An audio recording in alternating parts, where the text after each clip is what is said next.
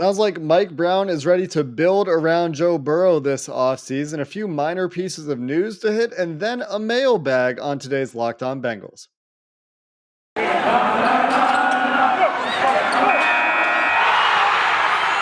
are Locked On Bengals, your daily Cincinnati Bengals podcast, part of the Locked On Podcast Network, your team every day.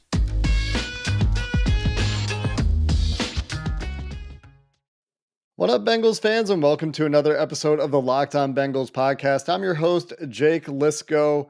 Thanks for joining us today. James Rapine will be back with me next week for Locked On Bengals, part of the Locked On Podcast Network, your team every day. We're available anywhere you get your podcast for free, so thanks for making us your first free listen of the day. Also on YouTube, if you want to check that out. If you're on YouTube and you like the content, well, we've got a lot of it 5 days a week, and you can hit that thumbs up button, hit that subscribe button, and we'll be coming to you on your devices just whenever we put up new content.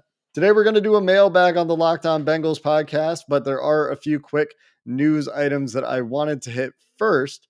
And the first one that I want to talk about is an interesting quote from Mike Brown during the pep rally, the postseason celebration in Cincinnati that occurred this week. And Brown said that the Bengals want to do some things to help Joe Burrow. He spoke positively, of course, of his franchise quarterback, calling him accurate, tough as nails, a smart player that shines through. He also said that he thinks that the Bengals have a core of a top team and that they'll add to it because he thinks that they can make it better. This, to me, is interesting from Mike Brown. Of course, talk is cheap. I said this on Twitter, and he has to back up the talk with action for this to really mean anything. But I don't know that we've heard Mike Brown speak about, aggressively going out and doing things. And he didn't use the word aggressively. He didn't use the words, we're going to go all out or anything, but they want to do some things to help him. Speaks to a man who knows the situation his quarterback is in, knows what core they have, and knows what they can build around that core to try to get back to the Super Bowl. He's now, for the first time in 33 years, experienced that Super Bowl again. He knows what it was to get there. He knows what it was to lose it. He knows that experience now. He knows that they have a now young but experienced postseason team that's overcome a lot this year. And I think he's aware of where those deficiencies are. He thinks that he can make the team better. Look, that for Mike Brown, I think means something. We'll see when free agency comes around. We'll see how aggressive they are with the offensive line, how aggressive they are when they try to add or keep or what they try to do on the defensive side of the ball with the pass rush and with the defensive backs. But to me, these really did stand out. And so I wanted to make sure that we covered those Mike Brown quotes. The other couple bits of news are Football Scoop is reporting that Wyoming's offensive line coach, Derek Frazier's headed back to the NFL for a job with the Cincinnati Bengals. He was previously in New York, I believe under Frank Pollock, and this is where the connection comes from, as the assistant offensive line coach. Frank Pollock last year in New York as the offensive line coach. So we'll see what this means for Ben Martin, who is the current Bengals assistant offensive line coach, has been with the team for 3 years. He might have an opportunity elsewhere. I think that coaches have always spoke very highly of Ben Martin. He's still listed on the team website, though, as the assistant offensive line coach. So nothing official yet, but this has been reported today. Also, Adam Schefter reporting that Steve Jackson may be done in Cincinnati. And this is because the Bengals apparently have a job for Charles Burks. He was formerly the cornerbacks coach in Miami. Adam Schefter tweeted that he was leaving Miami for a similar role in Cincinnati, which would be cornerbacks coach. Malik Wright later clarifying on Twitter that he would be replacing Steve Jackson, who's been the Bengals cornerbacks coach for the last few years, has 18 years of experience in the league. By comparison, Charles Burks, much less experienced, at least in the NFL, has 5 years of Division II college defensive coordinator experience and has been coaching for a long time. Just doesn't have the wealth of cornerback coaching experience that Steve Jackson has. So a little bit of a change there. I don't think this is a big deal. Rob Livingston remains the safeties coach. Lou Anarumo has the defensive backs background. And so this could just be Steve Jackson at another opportunity.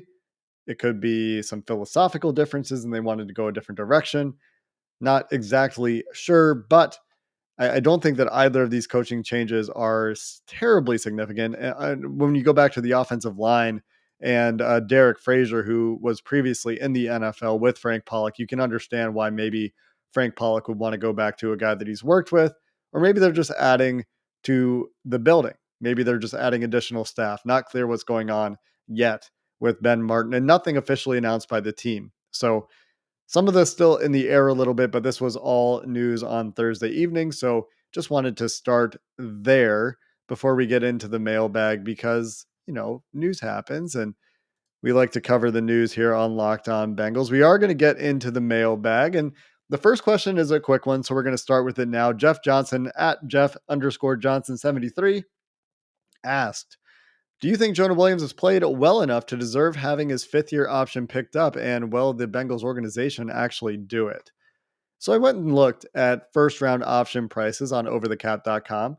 They've got the fifth-year option projections, and there are a number of different incentives for rookies that will escalate their fifth-year option price. For example, Kyler Murray went to a Pro Bowl, Jamar Chase in this situation as well.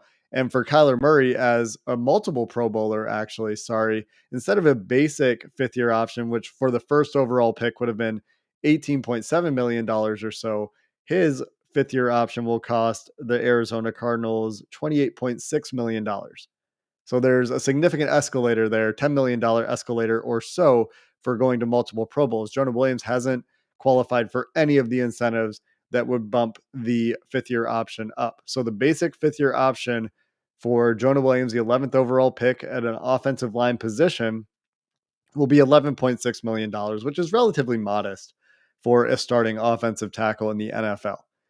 And if he had hit Pro Bowls, etc., his number could have been 15 million. It could have been 16.7 million, but at 11.6 million, I think this is a no-brainer for the Bengals. Jonah Williams has been the best offensive lineman on the team. I realize that his PFF pass blocking numbers may leave something to be desired.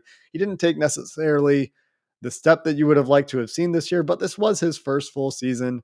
And I do still think that he's their best offensive lineman. I think this is a no-brainer move. You need some stability. You need to keep some pieces on this offensive line. They can't afford really to go back to scratch and try to replace all five guys. I think that's just too tall of a task. I think it's hard enough already to think about just trying to get 4 new starters or 3 new starters or 2 new starters or whatever it is that you think they're going to do this offseason as they try to rebuild the offensive line. And I do think they will, but I do think the Bengals will pick up the fifth-year option. And I think that Jonah Williams has played well enough to deserve it because, like I said, $11 million for a left tackle in the NFL isn't massive money by any means. And I think that it's reasonable to say that Jonah Williams has earned that. And well, we have a lot more questions to get to today. I am without James, of course, so it's just me.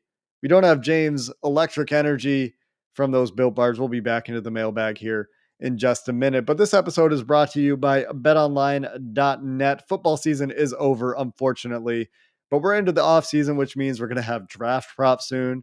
Maybe we'll have some free agency props. Maybe you want to get in on Bengals Super Bowl futures. BetOnline.net has all of that covered. And if you're just done with football for a while, you're still listening to the Locked On Bengals podcast as a loyal listener, but you just need a break from thinking about things. You don't want to think about next year's games yet. Well, they've got basketball going on right now too. You got pro and college hoops. You've got the NHL. You've got Olympic coverage going on, boxing, hockey, UFC, all sorts of stuff at betonline.net. So you can check it out right now. You can get your sports scores, podcast, news all in one place with BetOnline. So again, check it out right now and use your mobile device or your just computer browser to find out all of the trends in action, all of the current offers at BetOnline. It's where the game starts. Let's get back into this mailbag a little bit here. We've got DPice716 who's interested in a little bit of background on Charles Burks. And he, like I said, has been in Miami for 3 years now. I'm going to check out his biography here on Dolphins.com. He's in his first year as a cornerbacks coach. He was a coaching assistant for the last 2 years. So this is a guy that at the NFL level, at least, doesn't have a ton of experience. He's a relatively young guy as well. He's been coaching since he came out of school. He graduated from East Central as a 3-year cornerback in 2010 and started coaching in 2011 at East Central. He also coached defensive backs at Texas A&M Commerce and West Texas A&M. So never necessarily a huge school, didn't play on the Division 1 level or anything like that, but has been coaching defensive backs and has been coaching since 2011. Went straight from playing into coaching. That means he's roughly my age since he finished school in 2010. Was pretty good as a defensive coordinator. He spent 5 seasons as the defensive coordinator at Southeastern Oklahoma State. He was the youngest coordinator in the Great American Conference at that point at 26 years old. And of course, with the Dolphins, was part of the defensive coaching staff that helped Xavier Howard break out in 2020 in a big way on his way to a 10 interception season. Has worked with the cornerbacks in Miami for a couple of years now. So if this hire does indeed become official, the information about Charles Burke that stands out to me is that, he's a young guy, and it was pointed out that he's relatively inexperienced, especially compared to Steve Jackson. And inexperience isn't necessarily a bad thing, but there is a little bit of concern for me from a continuity perspective, just because they've been pretty good with Steve Jackson as a cornerbacks coach. So again, we'll see where he goes. I assume that he's moving on to another position in another organization, but that isn't confirmed. So until we know that for sure, I guess we shouldn't be moving on entirely from Steve Jackson. Maybe Burks will be an assistant coach of some sort, or a coaching assistant or something like that, as Mike McDaniel rebuilds his staff in Miami. And as we get more information there, we will talk about it. But the bottom line on Charles Burks is that he coached cornerbacks in Miami this year. Thought they were pretty solid as a coverage unit, not elite, but I don't know how much of that really comes down to the cornerback coach responsibility either. Next question comes from Isaiah Sheets at Sheets Isaiah on Twitter. And he wants to know what we think is more important between upgrading the pass rush or pass coverage in free agency and the draft. And this question really comes down to, which of these things do you think impacts the passer more? We talked with Brian Callahan about this. We've talked with PFF guys about this. The most valuable positions in football have to do with passing. Obviously, quarterback comes first, because a quarterback is the guy delivering the passes, making the reads, and is orchestrating the passing game. And in a lot of ways, receivers are second. But on the defensive side of the ball, you're looking for players that impact the pass, which is why I don't value linebackers as highly as some of our listeners do. I'm not interested necessarily in spending a first round pick on a linebacker unless he's, truly a transcendent player. And the Bengals are in a pretty good place with linebackers right now, with Jermaine Pratt and Logan Wilson having pretty good runs, especially in the playoffs, and generally showing growth throughout the year. Of course, Al Golden's gone. We'll see if those guys can continue their trajectory with a new linebackers coach. But you like what you saw from them this year. But I digress from the question of, would you rather improve the pass rush or pass coverage? I feel pretty good about the Bengals in coverage right now.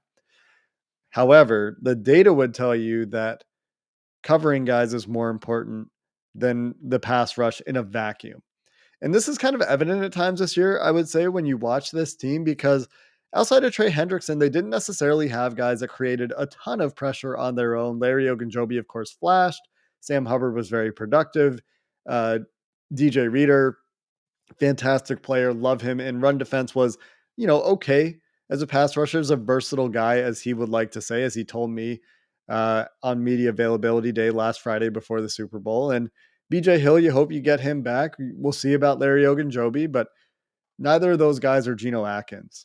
Obviously, Geno Atkins was a special player, Hall of Fame talent. So for me, I'm looking at it and seeing that the Bengals were pretty good in coverage this year, and that helped them be a better pass rushing unit than maybe the talent of the individual pass rushers would have allowed. They helped produce coverage sacks. We saw this against Patrick Mahomes, of course, a number of times. And so I'm looking at the pass rush personally. That's my top priority on the defensive side of the ball. Of course, I think, and I've said this, I think that they should look for an upgrade for Eli Apple on the other outside starting corner spot, with Chidobe Awuzie holding down the primary, I guess, number one corner job for now, and just try to pair a dominant outside corner combination. You can't hate that. I like Mike Hilton in the slot. I like the safeties. I think they're both going to be back. And so that leaves you with one corner to address, and I think they need a couple pass rushers. You hope that Joseph Osai comes back and can provide a little bit of punch and be a really good player that allows Sam Hubbard to move around more, allows them to put more pass rushing skill on the field on third downs or in passing situations. But they do have a needed defensive tackle. And so if it's BJ Hill and Larry Ogunjobi, fine. If they want to draft a guy in the first round, I'm very open to drafting a three tech at 31. That's Geno Atkins' old position, the guy that lines up between the guard and the tackle, that tries to penetrate, tries to one gap, tries to create havoc in the backfield. And Geno Atkins was obviously great at it. And the guys like Javon Hargrave and Aaron Donald also fit this mold in the NFL now. And the Bengals don't really have a guy like that at the moment, I would say. And so if there's a possibility to get a guy like that, I'm obviously down for that. And we'll see what happens there. But I do think that both of these things need to be priorities on the defensive side of the ball. And when you think about the way this team is constructed, the core on offense is all there, except they need an offensive line, right? And so for the offense, you've got your wide receivers, you've got your running back core and Joe Mixon and Chris Evans. You've got a potential need at tight end, CJ Uzama, a free agent. We'll see what happens there. You've got your quarterback, obviously. And so there's a clear need to improve your offensive line there.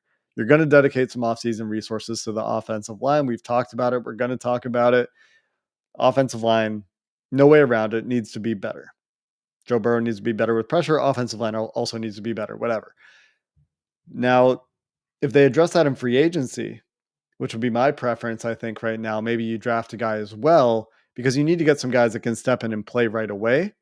That frees up your draft to, again, we'll see if they do this again, go heavy on defense in the draft. We've kind of seen this approach where they've been heavy on defense in free agency. Maybe this is a year to get some developmental guys, some guys that can add some juice, some specialists to be rotational on your defense. And we know that Lou Anarumo likes this because of the prioritization of getting a guy like Ricardo Allen, because of the drafting of Akeem Davis Gaither. They like these versatile pieces that can move around, that can do different things, and can be specialists in some ways. It'll be interesting to see if they choose that approach to try to add some pass rush to this team and some versatility from a package perspective on defense. And that is a long conversation around building the pass rush, which for me is a priority on the defensive side of the ball. Coming up next, we'll get to a couple more questions here on the Locked On Bengals podcast, but got to talk about Built Bars, man. I'm hungry. It's about 5 o'clock as I record this in my time zone. And well, maybe you're done with your New Year's resolution, but maybe this year Built Bar will make it easier to stick to one of those New Year resolutions. They taste like candy bars, but they're packed with protein. They're low in sugar. They're low in carbs, and they could help you keep that diet clean if that's one of your goals this year, because they're low in sugar too, despite being covered in real chocolate. And maybe you've just tried the Built Bars in the past. You've heard me talk about the coconut brownie chunk. That's my favorite Built Bar, but you got to check out the puffs as well. They're protein infused marshmallow. This is a protein bar, protein infused marshmallow that literally tastes like a chocolate covered marshmallow. You got the cinnamony churro flavor, the coconut marshmallow flavor, banana cream pie. If you want to check out some of those puffs, all covered in 100% real chocolate. Like I said, most Built Bars around 130 calories with just 4 grams of sugar and 17 grams of protein. Don't know how you can beat that when it tastes like a candy bar. So go check it out at built.com. Promo code LOCK15 will save you 15% on your next order. Again, that's promo code LOCK15 for 15% off at built.com. All right, moving along in the mailbag here. I'm going to save some of the questions. We got some questions about the Super Bowl trip. James and I were both there. We were on Radio Row. Had some questions from Lorenzo Sorais about that, from Jacob Gunkel about that. Just going to save them. I want you guys to know that I saw them. We are going to spend some time talking about our experience in LA leading up to the game. Obviously, we had some great interviews. If you tuned in last week, talked to Domata Pecco, talked to Mina Kimes, talked to Trey Wingo, talked to a couple guys from PFF and Mike Renner and Sam Monson. A lot of great content. Solomon Wilcots from last week. I understand that all that was about the Super Bowl and maybe you want to move on a little bit, but that was a lot of fun and we will get into that a little bit more. So the next question, we got a couple questions I'm going to package together here. Kevin Brown at KD Brown 357 and Jake at Juicy Jake underscore on Twitter have some questions about the financial viability of the Bengals signing some guys. And Kevin wants to know, can they add 3 tier 1 or tier 2 free agents in addition to re-signing Jesse Bates? And Jake wants to know if it's financially possible for Joe Burrow, T. Higgins, and Jamar Chase to all get second contracts. And at a high level, the answer to these questions is always yes. There's always enough money. They can always manipulate the cap. But the real question is, will the Bengals stray from their favorite, as Andre Perota, friend of the show, cap analyst, excellent cap knowledge guy. You can find him on Twitter. Just find Andre Perota out there. Uh, how their preferred structure of contracts. Their preferred structure of contracts is year one roster bonuses to make up a lot of the guaranteed money, relatively light or modest signing bonuses. You can see this in Trey Hendrickson's deal, for example. He got about a $10 million signing bonus, and they like to float about $10 million a year on the cap. Now, there were some changes, there were some variances, some deviancy from their favored contract structure. And this came in the form of like DJ Reader's contract, of Trey Wayne's contract, where they went heavier on the signing bonus. And what that does is just an exercise in accounting. So say you have a $10 million a year contract, and you could just say, okay, you're going to get $10 million in salary in each of those years. But what signing bonuses let you do is you can give more cash to the player up front. This is guaranteed money. Say it's a $10 million signing bonus like Trey Wayne's. What happens for the cap when you have a $10 million signing bonus is that $10 million is prorated. It doesn't all come into year one of the deal, even though the player gets the cash right away. From a cap perspective, which again is just the way the money is accounted for, the years that the money is accounted for, it's spread out over 4 years. So when you think about whether there's enough money for something, it's always important to remember that cash spend is very different from cap spend. Cap is an accounting tool. You can manipulate it in all sorts of ways, which is why you see teams like the Saints that are currently at like negative $60 million in cap space for next year, but they'll just do some restructures and they'll get back in the clear and it'll be fine. And they plan for it and it's always fine for them, even though they always do business that way. Whereas the Bengals, on the other hand, like to stay under the cap, like to roll money over. The Browns do this, I think, too, to some degree. And the question is, will they get a little bit more aggressive to maximize the Joe Burrow rookie contract window? I think they should. I think they could. And they've shown some signs of this using a void year for Riley Reif last year, for example. And I liked Mike Hilton's contract structure. They went bigger on bonuses for DJ Reader. He got a pretty big signing bonus for the Cincinnati Bengals. They went big on the signing bonus for Trey Waynes, really big for Bengals history. But then last year, back to modest signing bonuses a little bit for a guy like Trey Hendrickson, who was their biggest signing. So I'm not sure if there's a clear trend here, but they can afford to sign these free agents and Jesse Bates. They can afford to keep Joe Burrow, T. Higgins, and Jamar Chase for a couple of reasons. One, the salary cap's going to go up. It would have gone way up this year, but they're making up for last year. So there was a salary cap season for this year. But I mean, again, you have the highest rated Super Bowl in history. You got new TV money kicking in next year. And the cap based on the TV money looks like it's going to go up by about 50%. Currently, it's in the low $200 million range for the NFL unadjusted cap, and that could go up to $300 million in the very near future. So you think about Patrick Mahomes' contract, for example, where it's going to be like a $40 million cap hit at some point. Maybe that's where Joe Burrow is going. If he needs to get a mega deal with a huge signing bonus, and the Bengals need to figure out how they're going to guarantee $90 million to Joe Burrow, because that's what quarterbacks are getting these days. I think they'll figure it out. They've always figured it out for quarterbacks. Carson Palmer, Andy Dalton. You go back to when these guys got their extensions, they were handsomely rewarded for what they provided the Bengals. So I'm not really worried about Burrow. I am a little bit worried about T. Higgins from a timing perspective. He'll be a free agent 1 year, 2 years, 2 years before Chase, because he was drafted 1 year earlier. He was a second round pick, so no first year option. So he has a 4-year contract that started 1 year earlier. He has 2 years left on his deal. Chase has 4 years left on his deal. Maybe that timing actually allows him to retain T. Higgins, before they have to pay the piper for Jamar Chase.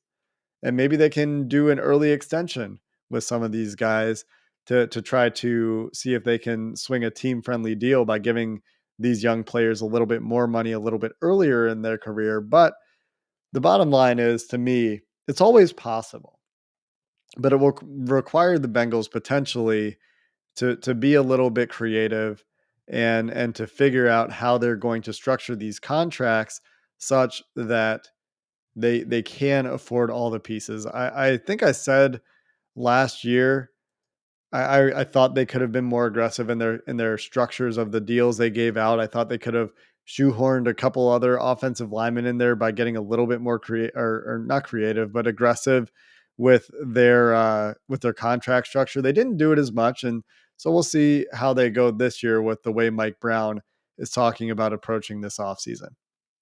Last question for the mailbag today, and we'll do plenty of these in the off season. So if you'd like to participate in future mailbags, we will do tweets from the Locked On Bengals Twitter accounts. You just reply to that tweet, and we fit in as many questions as we can. Actually, I'll do two more questions. The next one's going to be from Chris S. at Maverick890712 on Twitter. In your heart and mind, do you believe the Bengals can make another trip to the Super Bowl this coming season? He's being optimistic, but he's hearing a lot of he's feeling pessimistic from some of the negative talk going around. And he says, thanks for the great content. You're welcome, Chris. Thanks for listening. Really appreciate that. Do we think the Bengals can run it back? It's possible.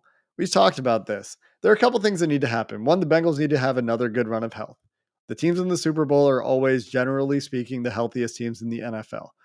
They need to be aggressive in free agency to fix the offensive line. The offensive line issues that we talked about all year as a ticking time bomb that were good enough to get them on the brink of a Super Bowl.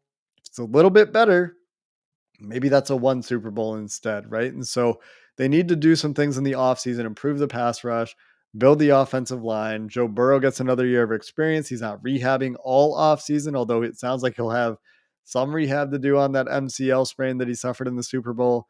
There are reasons to think that the team could be better next year, but they'll need to get lucky again. They had some turnover luck this year. They had significant injury luck this year. And the AFC is a gauntlet. Their path through the playoffs, I thought, was as easy as it could have been, relatively speaking, starting with the Las Vegas Raiders, then going to the number one seed Tennessee Titans. And you credit them for those wins, but I think that neither of those teams were as good as the Buffalo Bills or the Kansas City Chiefs, and they avoid Bill Belichick in the playoffs, although I think they could have beaten this version of the New England Patriots in the playoffs. So maybe that's okay. But they avoid the Bills and they get the Chiefs in the last game, in the AFC Championship game. And I think that's the easiest path. You only had to deal with the Chiefs of the cream of the crop of the AFC. You missed Josh Allen. Justin Herbert and all of his talent wasn't in the playoffs. So can they get back? Sure. Is it going to be hard? Also, yes. They need to start in the offseason with some of these aggressive moves that we're going to be talking about. And for the last question, it's which interior offensive linemen are the best in free agency? This question comes from Houday8188 at Day8188 on Twitter. He also thanks us for the great work we do. You're welcome, Houday8188. Thanks for the complimentary words. Appreciate that. And he wants to know who the top offensive interior linemen are in this year's free agent class. I'll say this, it's better at tackle, especially at the top, than on the interior of the offensive line. Guys like Terron Armstead, Orlando Brown, technically free agents. We'll see if Orlando Brown is retained after the Chiefs gave up a lot to go get him. He's a left tackle. He's only going to play left tackle. He's made that clear. That's how he left of Baltimore. So if the Bengals want to acquire Orlando Brown, which apparently there's maybe some interest in, according to Malik Wright some time ago, at least so I'm told, they'll need to shell out a lot of money for the young guy, 26 years old. He's going to get paid. Currently projected by PFF to get a 5-year, $105 million deal with a boatload of guaranteed money. $70 million plus guaranteed is the current projection for Orlando Brown. The Bengals, I would be shocked if they're going to give someone $70 million guaranteed dollars on the jump. But maybe this is the year to go after a veteran, a guy like Terron Armstead, who's got some potential injury concerns out there, is a little bit older, so maybe the money's a little bit less. Maybe PFF's projecting a 3-year, $60 million deal, only $40 million guaranteed dollars. So again, a massive portion of that amount is guaranteed, which is a challenge for the Bengals who don't give out a lot of guaranteed money. But this question was about the interior offensive line. So if you eliminate tackles, where at the top, the tackle class looks really good, the guys to watch are guys like Ryan Jensen, Brandon Scherf, Laken Tomlinson, Connor Williams, James Daniels, maybe a Ben Jones and Austin Corbett. And maybe there's some guys out there that you like to move inside. Maybe Bradley Bozeman could potentially be a guy. I don't know if he's a fit. Brian Allen, the center for the Rams, could be a fit. He's 26 years old. I'm not sure that they're really prioritizing center. For me, the priority is certainly guard. Alex Kappa is another guy that could come and be a starting guard. Andrew Norwell, a guy that we talked about last year, Cincinnati ties, could come in and be a guard. I think for me, I'm looking for guys that can pass protect. Ryan Jensen would be fantastic. PFF grades aside, you turn on the film, just a really good player. 31 years old next year, projected by PFF to get a 3-year, $13 million per year deal that would come in at $39 million total, be a $24 million guarantee. The Bengals can afford that. They've done things like that, approaching that number recently. Brandon Scherf might be a little bit harder. He's going to cost more likely. He's going to have a bigger guarantee. That might be a little bit harder. But then you get to some guys like, say they get a few guys like Connor Williams, James Daniels, Austin Corbett type guys, or Andrew Norwell type guys. Those will be smaller deals, similar to Kevin Zeitler last year. Zeitler got $15 million guaranteed dollars on a $21-ish million deal. They could do a few of those, and I think that would go a long way. And so it's going to be identifying the right guys. Ben Jones, the Titan center, has a lot of experience in zone running game. He can play guard as well. Alex Kappa with Tampa, obviously surrounded by talent down there, carved out improved the last few years, carved out a fine season this year. So finding the right fit will be important as well. James Daniels, a guy that we loved pre-draft. If you were following the Locked On Bengals podcast a few years ago, actually he was before we started the podcast because he's now a free agent. I've only been doing the podcast for 3 years, but James Daniels, great athlete, young guy, 24 and a half years old, is one of the guys that I personally would prioritize in free agency. Has played guard, was a center at Iowa. And Connor Williams has been a pretty solid pass protector for the Cowboys. So a lot of guys out there this year, and not necessarily all of them, Jensen and Scherf certainly, but not necessarily all of them would break the bank. So some really good options for the Bengals to explore to improve the offensive line. And hey, we're getting signals that they're going to do it. And it's very obvious to me that, and it should be very obvious to the team, what the offseason priorities need to be. And so hopefully some of these guys we're talking about signing with the Bengals in just a few weeks, because that new league year is rapidly approaching. We're back next week. James Rapien will be back with me as we start to dive into the offseason and evaluate where the Bengals are going next. Until next time, Bengals fans, hoo day and have a good one.